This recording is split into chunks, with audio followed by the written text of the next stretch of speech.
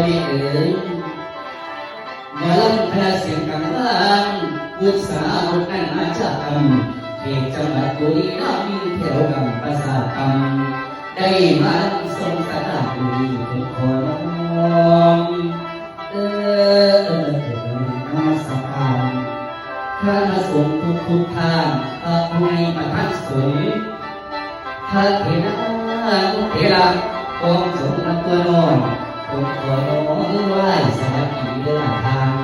ที่น้องมาชาติมือบางถึงมาหัวทรงสการ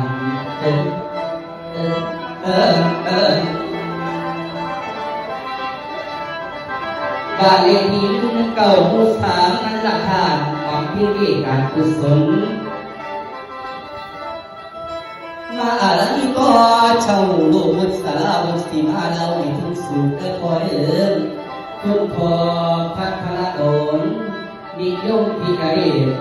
คนนิยมเกิดมาพุทธพอปลัดหรือพุทธพอนี้เป็นพุทธของพุทธพอพอดคุณแม่แสนนิยมมีพี่น้องที่ยังมีชีวิตสามคนมองทองดูแลกันไปจนใหญ่มาคนที่หนึ่งคือคุณพ่อศรีวิชัยนิยมคนที่สองคือคุณแม่ทองสุขจำปาสารแล้วคนที่สามคือคุณพ่อพัฒนาดอนหัวนิชนนี่ราคาง่ายจากพิธานมาจากบ้านดูอำเภอราศีสไลเมืองศรีสะเกษกันมาโคกมาเสือห้องปี2500การชาวมาเรียนต่อการศึกษาส่วนได้บรรจุรับราชการเป็นฝ่ายหน้าที่ปกครองประจำอำเภอนั้นเดินเจ้าการครองเรือนครองเยาว์สมบูรณ์กับผู้แม่กับคนนิยมมีบุตรที่ดาวมองพอสามคนหลุดมองต่างเดินทางเลยคุณสุริมนนิยมธีรเดชปัจจุบันดำรงตำแหน่งหัวหน้าแผนกศูนย์โอพีศูนย์สมองและตกพอไล่พอโรงพยาบาลรามคำแหงคุณพ่อระเดชนิยมธีรเดชปัจจุบันประกอบธุรกิจส่วนตัวโดยความมั่นคงและคนที่สามดาบตำรวจปิยพัฒน์นิยมธีรเดชปัจจุบันรับราชการกองบังคับการสืบสวนจังหวัดสามเทพภาคใต้จังหวัดยะลาพี่น้องที่โอ้หลงทั้งหลายปัจจิพุทธอพัฒนาดอนเป็นคนเอื้อเพื่อเพศไม่ดีมีเมตตาตาอีต่อทุกคนชาวบ้านปรารถนาบุญพ่อข้าปักตาบอกเคยปล่อยคอยตัดขาดแก่ดางานทำบุญให้แก่พระสงฆ์ปกติคุณพ่อนี้เป็นคนอดทนหนาวอดทนอ่อนเอื้ออาทรก็ได้อยู่นักเข้าเอากระสู่บอกให้ข้าผู้เหตุงานราชการด้านสังคมในความรู้ต่างๆบอกให้ขัดเป็นงานบ้านบัดบุญนี้ปฏิบาลเป็นงานหัวเสาคอยบอกลูกสอนเต่าให้เห็นแต่สิ่งดีเดี๋ยวนี้ลูกแค่เต่าได้เป็นพ่อเป็นตัวไปมีคุณมีเมียตั้งปัญหาเป็นเพื่อนเดียวพ่อแม่ไม่อายุ60 ปีกว่ามา70 ปีเขามีปัญหาเรื่องเดียวนี่เราสบาย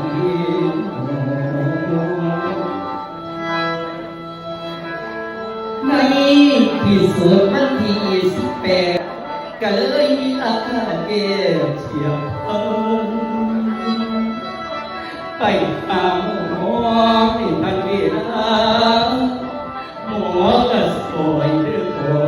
ราณโอ้ยก็บอกไปบ่กลับหลับบ่ตื่นเพื่อนบ่มีบ่คนเขาเอิ้นว่าตายโอ้ย บาดอีหมอบาดอีหมโพสีแก้วที่ลูกหลังน้อยมาเสียให้ส่วนคนก็เลยมรณะละสังขารจากไปเสียแล้วเจ้าสักตาแม่นี่ละมุนไว้เจ้าสักตาแม่คิดไปการไปเกี่ยวมูกาเจ้าสักตาลูกน้อยไว้การเกี่ยวมูไก่ตาที่พ่อตัวที่ไว้เสาหลักลงเป็นโพย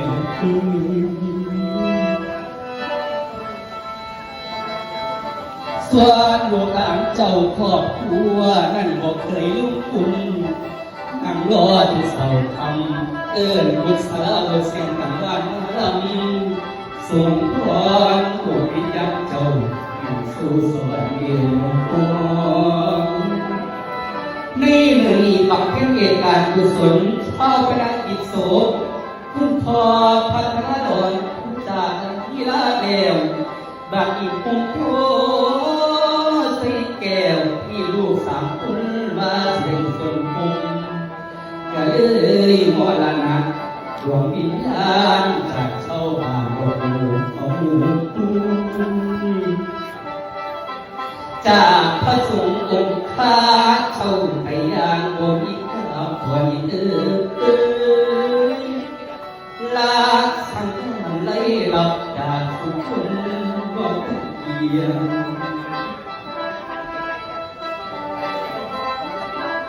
ไปการที่เช่าสุขคนเกียงไปหน่อยน้ำตาไหลดังมองมอยอะไรที่เช่าก้อนตาเด็กหัวบาดที่เดือนลูกร่างเขาได้ห่างไกลดวงชีวิตเดินไปตะลีดอกอะไรดวงไปสู่สวงสวรรค์ป่าเลี้ยงตาอยู่ทางพอประหลาดเช่าเป็นบุกก่อสร้างพอเพียงสิไว้ละสาธุเลือกพอจะเป็นหวังวิญญาณคุณพอพัทรดลมีลูกที่ละเรียกนาให้เราขึ้นสู่เด่นสวรรค์สมองส่งปลายาพกบอลดาววันสันไปสวรรค์สาเดินเช่าคุณพอยิดพัทรดลเอาบอลที่เช่านั้นใส่นกยามากายใดเอาหมอกมาสวดเซลไปสู่สวรรค์โลกเดียวยันทองฟ้าเป็นผู้ดีคนดังในนางของดอกนั้นหลังบุญที่เคยสงสารยังยังเจ้าไปเน่ขอเป็นน้องเอาเมบุญเจ้าควรขอจิตนาทองขอเป็นสาธุขันมาดอกวิญญาณไปตกกำบอนถูกเป็นคนถูกเป็นตัวอื่นขันมาตกบอนสุขเป็นได้เติมสังสอนขันดอกวิญญาณมันไปตกตุกอ่อนเป็นว่าอินอยู่สวยตกบนเรือสาหนาบางนึกข้าอยู่อีกเดือดร้อนศาสนาเดิมพอประหลัดยาลำบากเดียวเรื่องนี้เป็นผู้หญิงที่คนดังได้นางขอรถนั่งลานดวงวิญญาณของเจ้าให้ลอยเมื่อไปเล่นเป็นหอบเพิ่นก้อนโพเบียเอาบุญสร้างบนเตามีทั้งสมุทรเสือมาสกสกาลายราชการทั้งนายของคนเช่าด่านคณะหมอพยาบาลไปประกวดว่ามันคุ้มไปคู่คณะ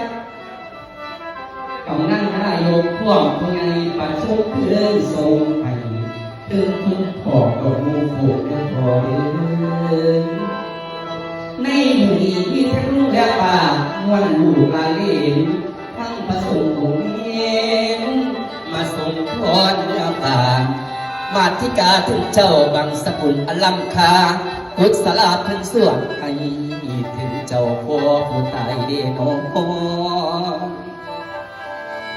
ได้ยินเสียงดังก่อนเครื่องไฟเดินสนั่น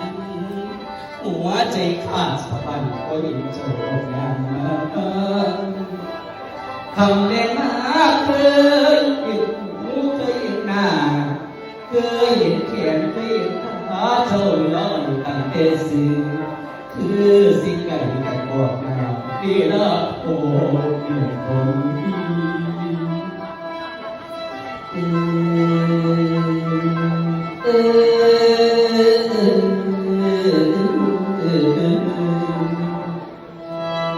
โอ้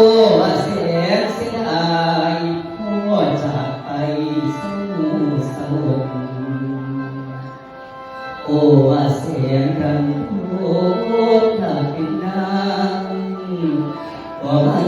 คิดเองดวงชีวิตชาตินี้สุดต้องเพียงกำเองก็ช่างแต่ปากใดพอตื่นไม่อยากนอนเพื่อเอาคุณเอาเงินคนรักไม่เป็นปัจจัยเหมาะสมเอาพี่บอกจากให้ไปขึ้นสู่สวรรค์แต่พอสาธุเด้อหมอลำบุษราบุเสียงกันบ้านข้าพเจ้าเป็นผู้เทวดาดาวคอยเทวดาเจ้าเพียงเกี่ยวพันเดินไปบอกดวงวิญญาณคอยในจิตพัฒนาออกมาให้เราขึ้นสู่สวรรค์เดินคุณพอพัฒนาโลกนั้นนิยมที่ละเอียดนั่นให้เข้าไปดำรงปาถนาสิ่งใดจะไม่มีสิ้นคงประสบสุขยามเมื่อทันทีลำบุกจีบเขาอย่างนี้ก่อน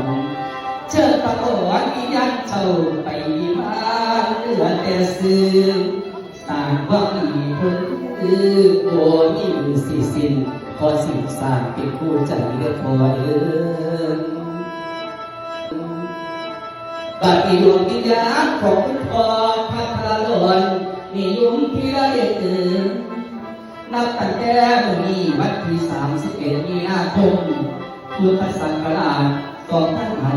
2569ให้คุณพ่อไปสวรรค์เมืองทองไปสนองโดยปีนองคุณพ่อที่เกียรติมองที่น้ำพอกับซอยสูงเทพบุตรที่รับลูกพ่อมันโมเทวดาองค์เทพพระอาที่ส่งเสริมเราก็นอนดวงวิญญาณคุณพ่อเลยไปดูเมืองทองไปแล้วขอให้มีสุขล้นมากไปอยู่เมืองคนโลกไปเด้อละทานให้สุขีสำราญ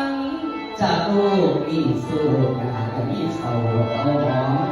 นับตั้งแต่นี้อย่าได้หมดพี่น้องให้ลองสู่เงินแม่แด่ที่อาหารทิพย์ให้นางกินก็ต้องใส่สุขได้สุขได้อยู่ในโลกากวงกับผมบุษราบุษเสียงทางบ้านขอน้ำตัวให้น้ำกลุ่มน้ำปังเดือมด้วยเสียงลำปิดธรรมเนียมขออวยพรทรงสกัดดวงวิญญาณพ่อเจ้าให้ลอยขึ้นสู่สวรรค์ขึ้นคอยเอ่ย